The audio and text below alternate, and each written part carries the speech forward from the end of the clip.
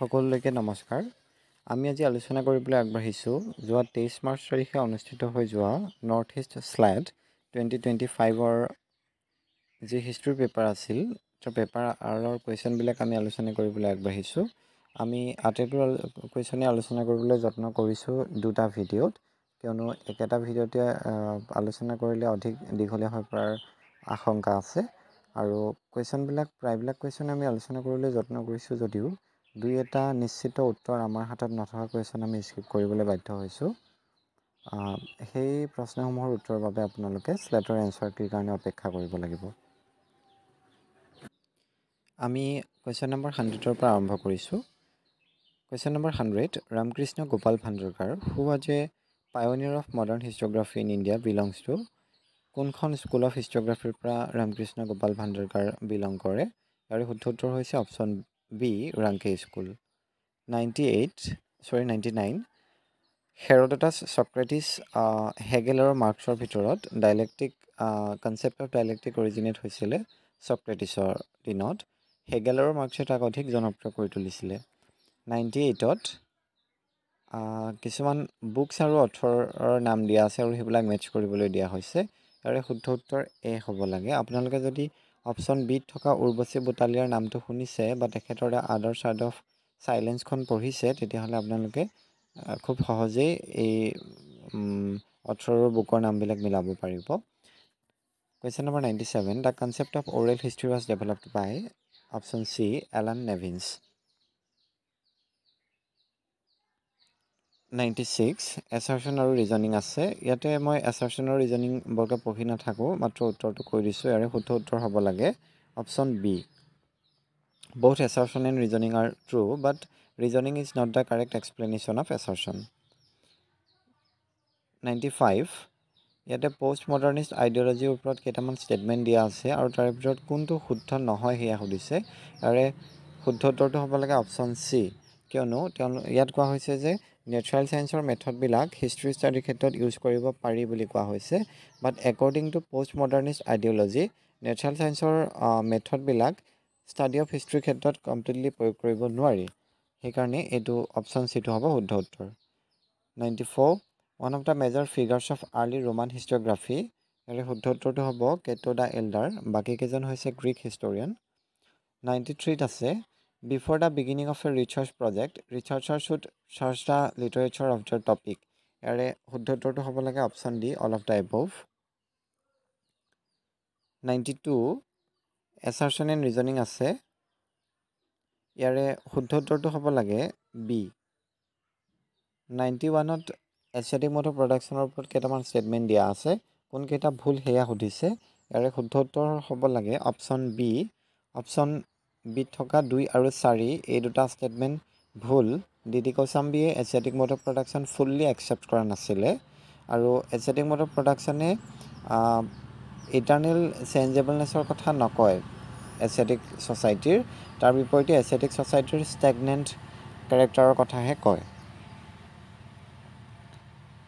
90ত আছে, number of gods and deities from early Vedic period to post Vedic period. ইয়াৰে শুদ্ধ উত্তৰ হ'ব লাগে ইনক্ৰিজড। 89ত আছে, megalithic culture of South India is directly linked with which of the following. ইয়াৰে শুদ্ধ উত্তৰ হ'ব লাগে এ, আইৰণ। 88ত আছে, কেইটামান ষ্টেটমেণ্ট শুদ্ধ অশুদ্ধ বাছি উলিয়াব লাগে। চ' প্ৰথম ষ্টেটমেণ্টটো হৈছে চেনা ডাইনেষ্টি ৱাজ ফাউণ্ডেড বাই বিজয় সেন, এইটো শুদ্ধ। পালা ডাইনেষ্টি ৱাজ ফাউণ্ডেড বাই গোপালা, শুদ্ধ। প্ৰতিহাৰা ডাইনেষ্টি ৰজা ভোজৰ, এইটো শুদ্ধ। ৰাষ্ট্ৰকূটা ডাইনেষ্টি ৱাজ ফাউণ্ডেড বাই অমুক বৰ্ষা, এইটো ভুল। ৰাষ্ট্ৰকূটা ডাইনেষ্টি স্থাপন কৰা হৈছিলে দান্তি দুৰ্গৰ দ্বাৰা। চ' ইয়াৰে অপশ্যন হ'ব লাগে বি, কাৰেক্ট। 87ত আছে, the ninth mandala of Rigveda samhita is devoted wholly to option C, Soma and the god who is named after the drink. ইয়াৰে 86 কুৱেশ্যনত দিছে আমাক, Paumachariya the Jain version of Ramayana was written by. ইয়াৰে শুদ্ধ উত্তৰটো হ'ব লাগে বিমলাচুৰি। 85ত দিছে কেইখনমান প্ৰশস্তি আৰু ৰজা কেইজন। চ' গোৱালিয়ৰ প্ৰশস্তি আছিলে বালাদিত্যৰ, বদনাগৰ প্ৰশস্তি আছিলে শ্ৰীপালাৰ, তালাগুণ্ডাৰ প্ৰশস্তি আছিলে কুব্জৰ, মাণ্ডাছৰ প্ৰশস্তি আছিলে বাছুলৰ। Option B is the correct answer. 84ত দিছে এটা sentence, may the Samiti and the Sabha the two daughters of Prajapati concurrently aid me. আৰু শুদ্ধ উত্তৰটো হ'ব লাগে এ অথৰ্ববেদা। 83ত আছে 16 মহাজনপদাজৰ নেম মেনশ্যন থকা 6th চেঞ্চুৰী BC-ৰ কোনখন গ্ৰন্থ? ইয়াৰে শুদ্ধ উত্তৰ হ'ব লাগে ডি অংগুত্ৰ নিকায়। 82ত আছে হেলিঅডোৰাছ যে এজন ডিভটি অফ বাসুদেৱ কৃষ্ণ আছিল, বাসুদেৱ কৃষ্ণৰ ডিভটি আছিল, সেই কথা কোনখন লিপিৰ পৰা জনা যায়? So' right answer would be the C option, Besnagar inscription. 81ত আছে তলৰ কোনটো ষ্টেটমেণ্ট গুপ্তা পিৰিয়ডৰ বিষয়ে ট্ৰু? ইয়াৰে শুদ্ধ উত্তৰটো হ'ব গুপ্তা ৰুলাৰ্ছৰ অট'ক্ৰেট, অপশ্যন বি। 80ত আছে মৌৰিয়ান কিং বিন্দুসাৰে কাক পেট্ৰনাইজ কৰিছিলে? শুদ্ধ উত্তৰ চি আজীৱিকা। 79ত আছে পষ্ট মৌৰিয়ান পিৰিয়ডৰ গিল্ড ছিষ্টেমৰ বিষয়ে কোনটো শুদ্ধ নহয়? Not true. ইয়াৰে অপশ্যন ডিটো correct answer. Guild generally issued coins, এইটো শুদ্ধ নহয়, গিল্ডে জেনেৰেলি কইন ইছ্যু কৰা নাছিলে।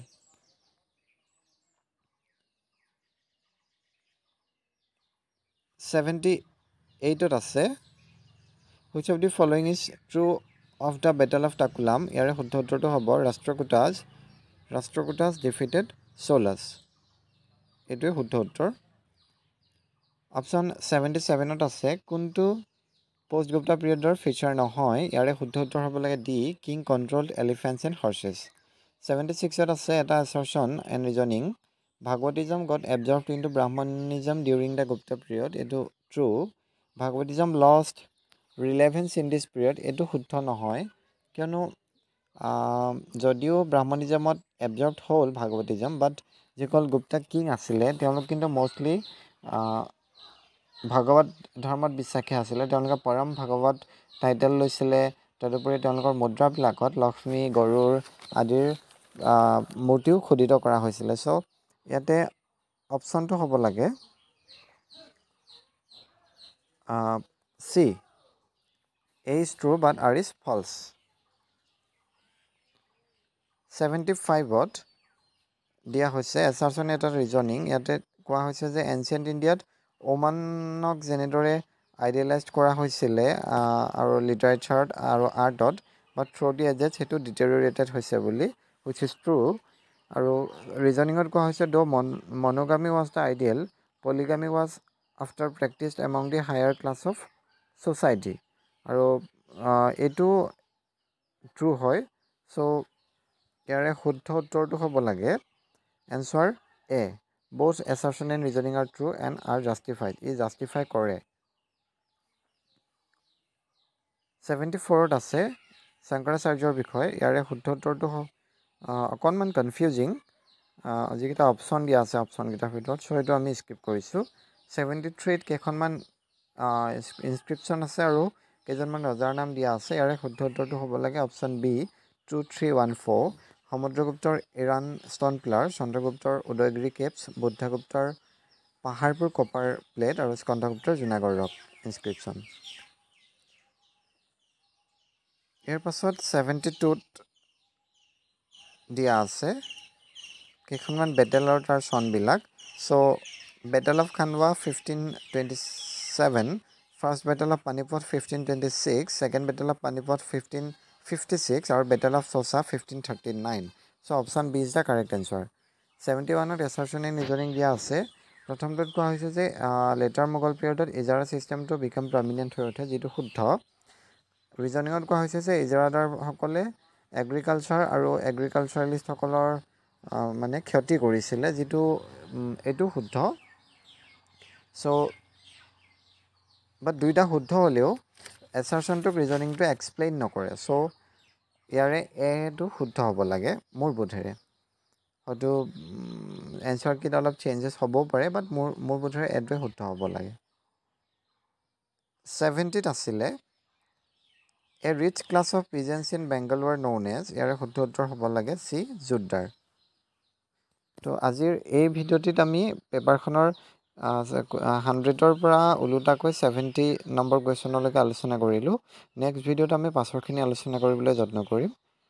আপোনালোকে যদি এই এনালাইচিছটো চাই ভাল পাইছে তেতিয়াহ'লে এটা লাইক কমেণ্ট আৰু শ্বেয়াৰ কৰিবলৈ অনুৰোধ জনাইছোঁ। লগতে চেনেলটো ছাবস্ক্ৰাইব কৰিব আৰু যদি এনালাইচিছটো সম্পৰ্কে কিবা আপোনালোকৰ ক'ব লগা আছে তেন্তে সেয়া কমেণ্টত জনাব বুলি আশা ৰাখি ভিডিঅ'টি ইমানতে সামৰিছোঁ। ধন্যবাদ।